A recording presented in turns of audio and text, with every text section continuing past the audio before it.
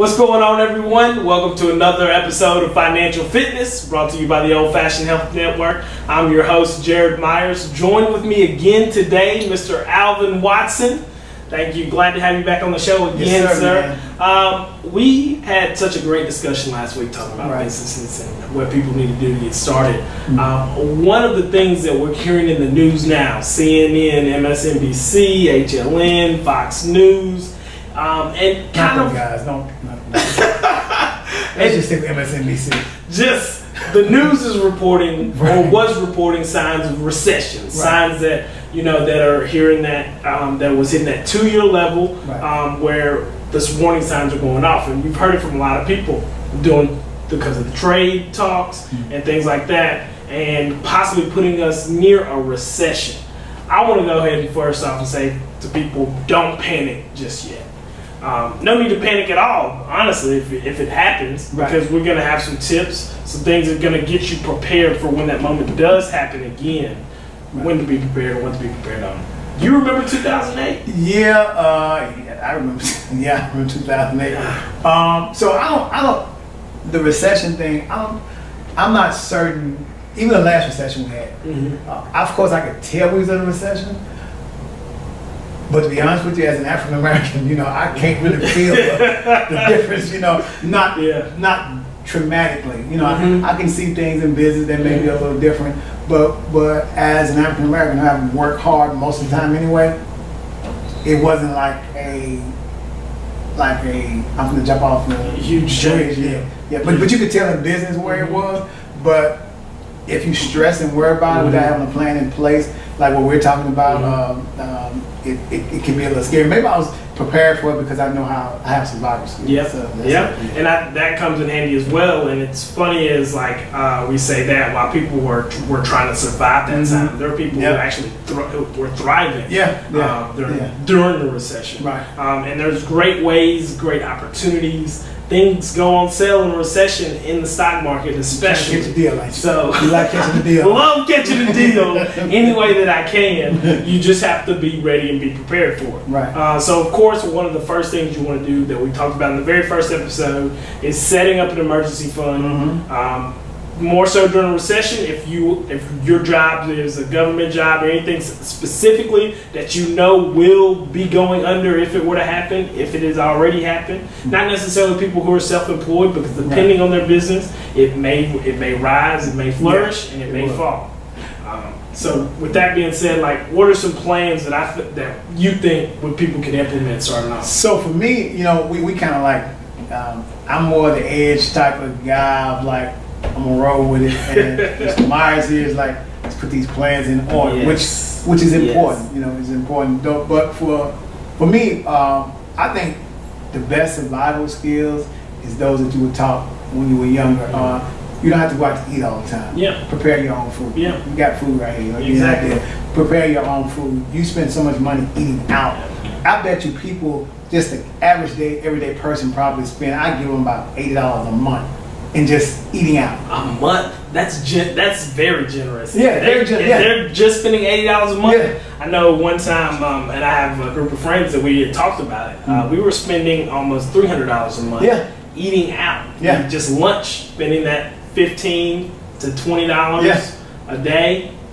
It adds up, and that $15 to $20 a day you can use towards putting back gas for your car, light bill. You can pay your light bill. Exactly, you can play months ahead and be prepared. It makes a huge benefit to get ahead of the bills that could come up. For at least, I would plan for it at least 6 months.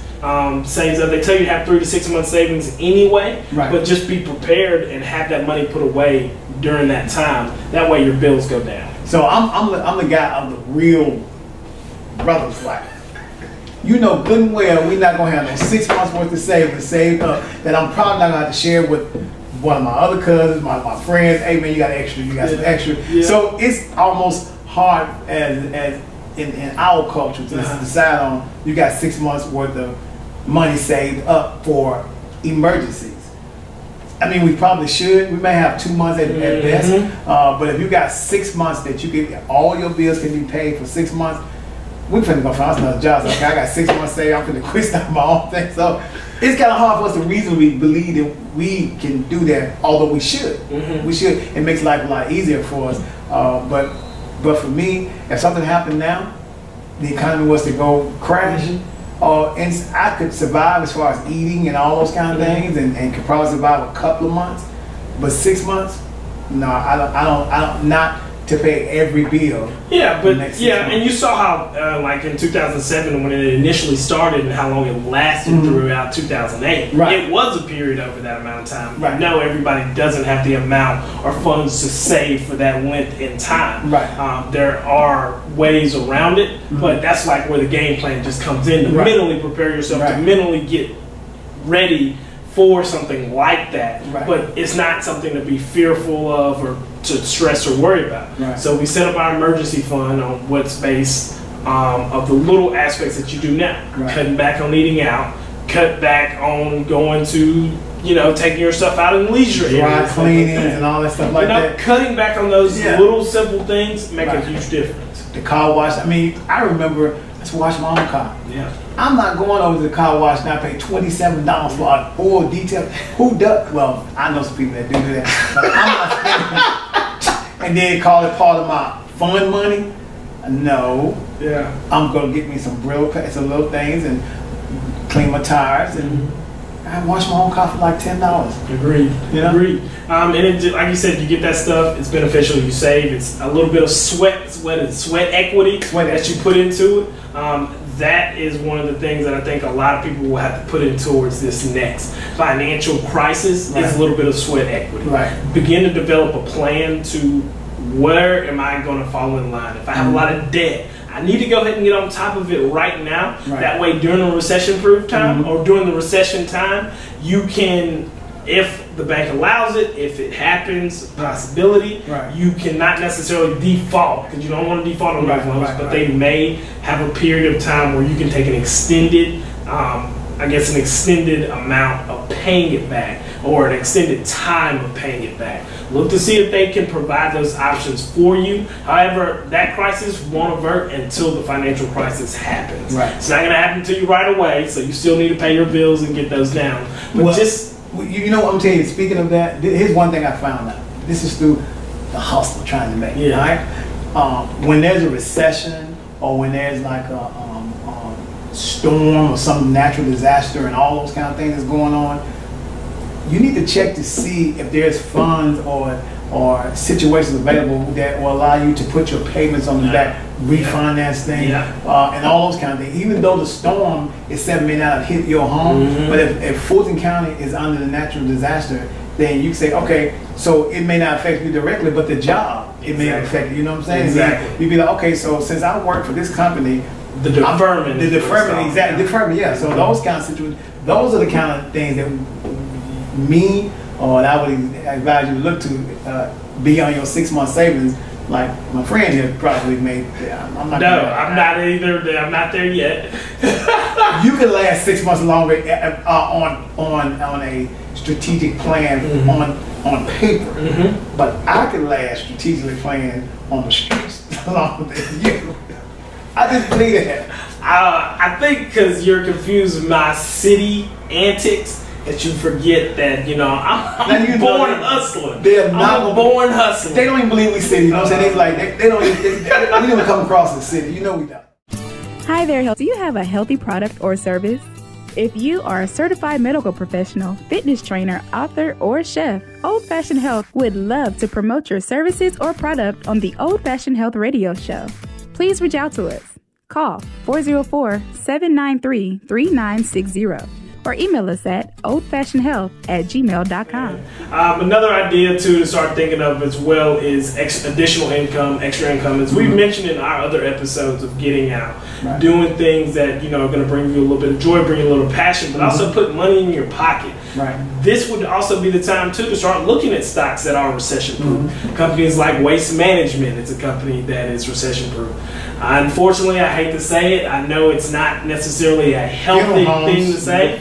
Funeral homes. I know it's not a healthy thing to say, but stocks like Altria, smokeless tobacco products, people may be looking more into that with the stress that gets into them. Look at the stock, of course. So wait a minute, you're saying capitalize on the fact that people are stressing now, so they're smoking more, so you should buy something. You have to take advantage of the deals, and that is a deal that could be financially beneficial to you in the process. But you know, not like I said, it's not necessarily a healthy routine route to go, but it's also a good idea to look at. Okay, I'll go with that one. I suggest you plant a garden. That's just me. Yeah, but then you wait time for that for the garden. 6 weeks for you know how long it takes turnips greens to grow? All of about a week. You forgot about that, huh? What you do is you spread the seeds and I'm telling you, it takes like a week. A week. You get some little baby mustards out there. You've been away from the country for a while. You're gonna starve eating. You won't starve. Baby mustards.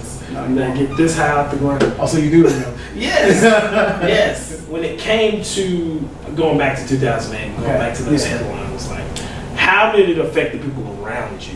So I did have friends that were that I can remember that had really nice 401k in place, and they were like, I gotta go find me another job because the money that I once thought I had saved is gone now.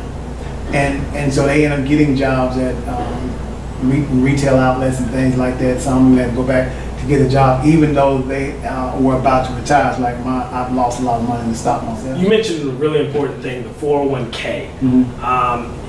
At any point in time, you can press pause, but those investments will still fluctuate with the market based on what it is. You can press pause. Okay. You can cash out. Of course, 50 if you're not 59 and a half, you're going to be paying taxes on that. If you roll it over to a CD, however, depending on your employer and how they have a relationship based on you and the tax purposes, you may not have to pay taxes. So if it's something that you could see ahead of time to roll it over before it happens, great. That's fantastic. But 401ks will take a serious dive, and that's where you have to go in and look at that survival mode that you mentioned. How can I maximize the amount of time and the amount of money that I can bring in that is going to be beneficial to myself, my family, the people around me? Staying hungry is great in the aspect of going out and getting in, working hard every day. But the best I would suggest that you do is learn how to do some stuff you can do for yourself to be prepared for those rainy days. Don't rely on being able to go to the restaurant and eat. Learn how to cook. Learn how to eat healthy foods because it'll last you a lot longer. It does. It does. It does. And like you said, it costs more either, by the way. Not at all. And then when you prepare it, you meal prep it like you would any other time. You have to find ways around, like that normal steak that I would buy during the recession. I'm not going to eat steak. And I'm not calling on names, but somebody said they was going to stop eating pork and beef. I guess the recession hadn't hit yet, but the pork, bacon is the only thing that I do when I go home. But yeah. So you had bacon this weekend, huh? I did not have bacon this weekend, actually. I did not, but I did have a lot of chicken. Wow. So I had a great steak. But, you know, what do you do when you go home, man? You get fed. You get fed. That's great. I eat healthy when I'm here. I go home. It's a treat meal when I go home. Go home. All right. Guys, thanks so much for tuning in to this episode. Financial Fitness. We're here for you guys, here to get your feedback, here to see what ideas can possibly help you grow. We just go throughout everyday life that affects us, but also being a very balanced and nutritional meal, not just only in the things that we eat, but in the things that we do for our finances. Your pocket's got to be full either way, guys. Thanks so much for joining us on the Old Fashioned Health Network. We'll see y'all next time. Take care.